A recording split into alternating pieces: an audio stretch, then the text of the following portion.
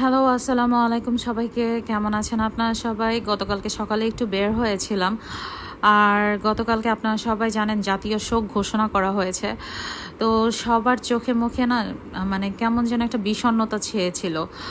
আর প্রকৃতিও মনে হয় সবার সাথে বিষণ্ণ হয়ে গিয়েছিল। আসলে কারোই মন ভালো ছিল না।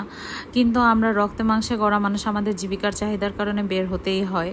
বিভিন্ন কাজে কর্মে বের হতেই হয়। তো সন্ধ্যার দিকে যখন আবার বের হয়েছি তখন দেখলাম যে না, মানুষ জীবিকার চাহিদার কারণে সব কিছু ভুলে যাচ্ছে।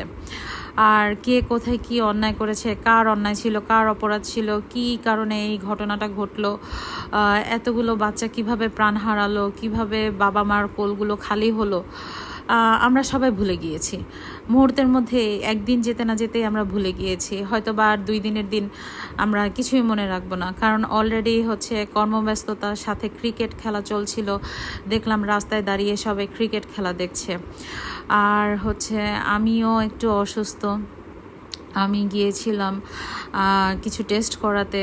আর আসলে সবাই তো ভুলে যাবে, কিন্তু এই বাবা মাগুলো আসলে কিভাবে থাকবে, এদের জীবনে মানে কিভাবে বাঁচবে আমি জানি না।